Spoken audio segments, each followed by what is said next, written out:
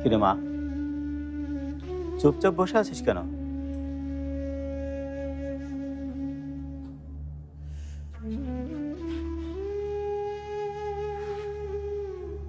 মারে, আল্লাহর উপর ভরসা রাখ, তিনি সব ঠিক করে দেবেন। চাচা, আপনি সবসময় বলতেন আমার এত অহংকার, হাজারবার ডাকলেও আমি এ বাড়িতে আসি না। অথচ দেখেন, এবার না ডাকার পরেও আমি দিনের পর দিন আপনার ঘাড়ে এসে বসে আছি এ বাড়িতে।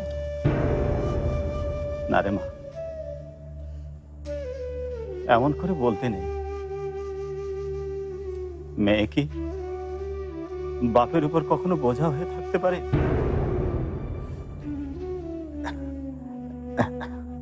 যাকে ওসব বাদ দে। ফোন করেছিল ওদিকে? ফোন করেছিলাম,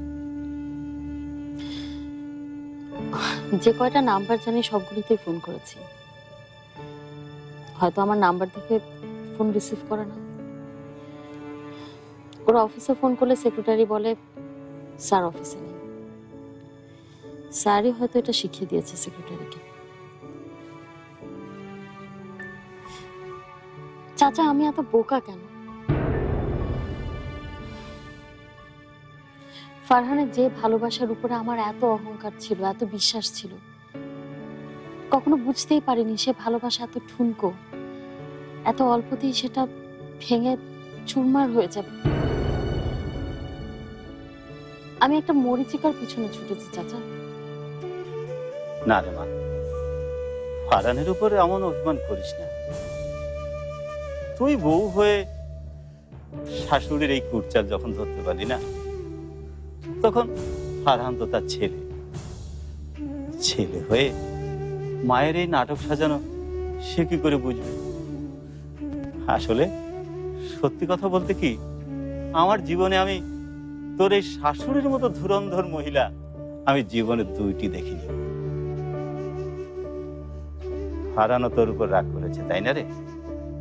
আচ্ছা ঠিক আছে, আমি একবার ওর সঙ্গে কথা বলবো, দেখি ও কেমন করে আমার কথা না শুনে থাকতে পারে। তুই কোনো চিন্তা করিস না, একদম চিন্তা করবি না। একটু সাহস রাখ মনে, হ্যাঁ?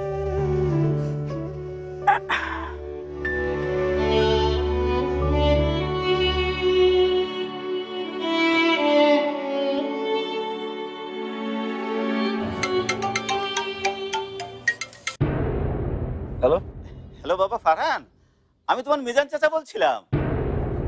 সরি, চিনতে পারছি না, কে বলছেন? আমি মিজান চাচা, তোমার তোমার মানে ঝুমুরের চাচা বলছিলাম। তুমি যেবার রাজশাহী এলে তখন দেখা হয়েছিল। আমি আর নিয়ামত ভাই দুই ভাইয়ের মতো ছিলাম। আপনি ঠিক কি বিষয়ে কথা বলতে চাচ্ছেন বলবেন? আমি একটু ব্যস্ত আছি।